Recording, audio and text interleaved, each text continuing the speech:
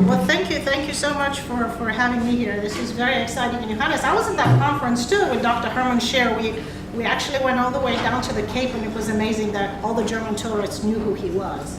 And Hermann Scher was an inspiration to all of us. I mean, he had been talking about 100% renewable energy is possible since before 2000, and I had the good fortune of also working with him on the feed-in tariffs in Germany, which absolutely changed the landscape of renewables for the whole world. He was also instrumental in putting together the International Renewable Energy Agency and making sure that renewables are no longer just a niche application, but they're going to be the majority of energy supply. Are you hearing me okay in the back? So the microphone's not working. It's not working. How about with this one? Yeah. Now they can hear me. Sorry. Okay, so we established the Renewables 100 Policy Institute, also very much with respect to what Hermann Scher had said. Because what's the point of saying, 20%, 30%, 50%? Nobody says, let's go 50% to the moon. We go to the moon 100%. So if we're going to be going for renewables, we'll say we'll go for 100%. If we reach 85, we'll declare success. But you need to have a lofty goal.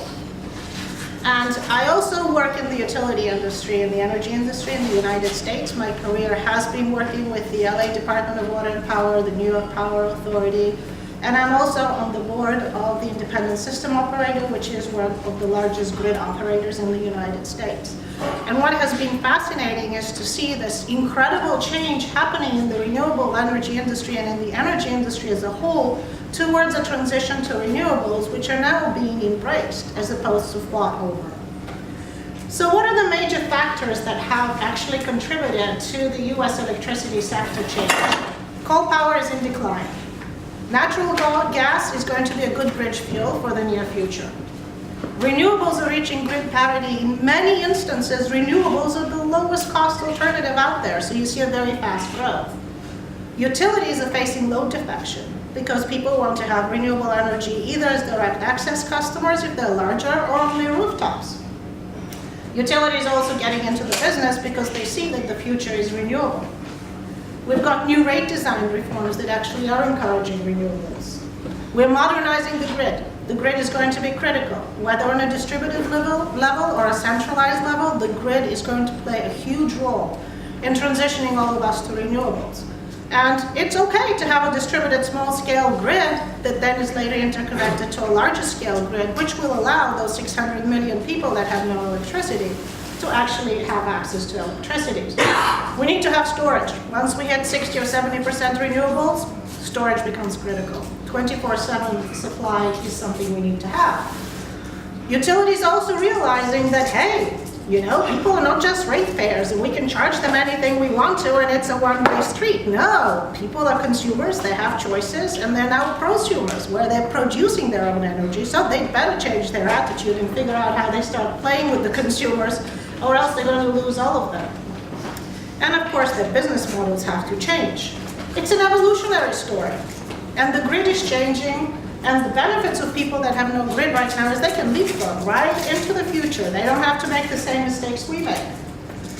What do we have now? The distribution grid, the transmission grid, we have bulk generation, which is usually centralized, and we have investor-owned utilities or public utilities.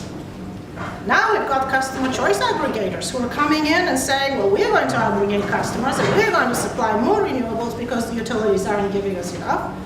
And we see a lot of municipalities and a lot of cities doing that, actually taking control of their own customers on the city level. You see a lot of aggregators coming in and aggregating customer rooftop, customer storage, and being able to dispatch that into the grid and saying, hey, grid operator, give us an economic model so we can monetize all these services we're providing to the grid.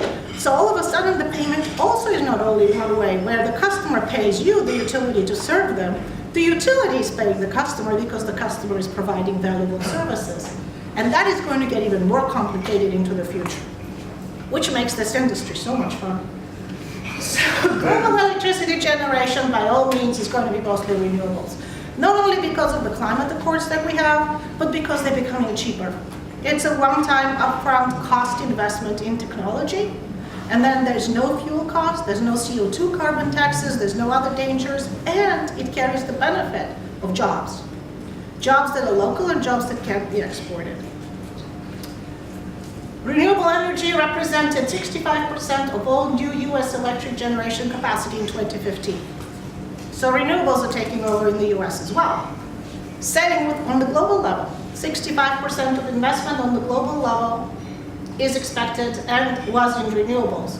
Mostly in solar, but as you can see, mostly in distributed solar. Not only utility centralized power plants. Wind as well, and fossil fuels will be reduced over time. PV installed capacity has grown in quantum leaps, as you can see, between the quarter of 2015 and 2016.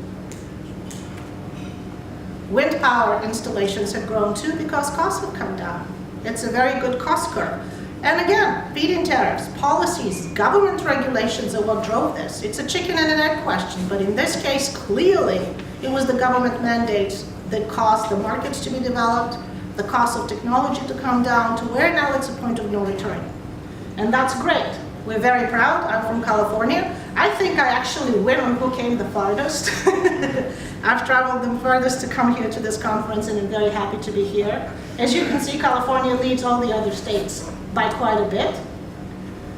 Wind power total capacity installations. Falling costs of wind energy, of course, lead to that as well. Annual wind installations by regions, including offshore wind installations that are expected to come by 2020. And that's in gigawatts. So 69.6 gigawatts are expected to be online. We do have the capacity that can supply that need. The new PV build is growing as well, 82.2 gigawatts by 2018, and that's probably conservative. Low cost production. Look at the cost for multi-silicon and monosilicon wafers right now. It's 12 cents and 11 cents. The total cost of an integrated module is now 29 cents. I remember 6 years ago, we were sitting there paying $2 or $3 per watt in terms of a module, and thinking, well, we should be really, if we can have $3 installed cost, this should be on a par with the grid. We're now at incredibly low cost. We're now at $1.31 a watt installed cost. That's installed cost, fixed access for solar PV. A lot lower than any other generation source. What do we have on the other side? A decline in coal. And I always like these. These are some of the biggest ones. We had Peabody announce that they were going out of business. These are some of the biggest coal companies. The future is so bright. This one's gone. This one's gone. This one's gone. This one's gone. I love this one. We fuel progress around the world. Oops, not so much. And if you want to invest in coal and fossils, it's kind of divestment by value destruction. You're not going to get much on your money. It's worth. The goals that people have set in terms of where they are at renewables right now and where they intend to be in 2030 are pretty dramatic. So we have a market. The market is there. The need is there. You've got all the global accords leading to show that 100% is now the norm. It is no longer bleeding edge or cutting edge even. It is now where we need to be if we need to reach what Paris COP21 called for and what all the nations agreed to. You also see a very interesting movement on the subnational level, where subnationals are taking the lead, and this was California and Germany actually signing an accord on the subnational level and saying, well, you know, if the nations are not going far enough, let's do it ourselves. So the Under 2 MOU basically called for a reduction of emissions under 2% and a total emission reduction of per capita of under 2 tons per capita by 2050. And that actually got a lot of signatories that it started in 2014 and now represents over 150 municipalities and regions that have signed. This is an interesting graph too. A lot of times people say, oh, you Californians, you're the green state, you want to be all environmental and you want to be all renewable and you're going to lose industry. Well, not so much, because California has a very ambitious renewable energy goal. Our population has grown, our GDP has gone through the roof, our emissions have gone down, and our greenhouse gas emissions per capita have also gone down. And guess what? As of about 2 weeks ago, California is the 5th largest economy in the world. So obviously you could have renewables and economic development and it's fine. We've got ambitious goals. SB 350 basically says that by 2030, 50% of our energy has to be renewable. Keep in mind that actually means 75% because the 50% only represents large-scale installations, does not count hydropower, and does not count distributed generation and rooftops, which is another 20-25%. So California, even now, is close to 50%. What's important, what does that mean? The grid. The grid starts playing a very critical role. Here's all the grid operators in the United States. As you can see in the West, it's only California. Everything else is a big empty spot.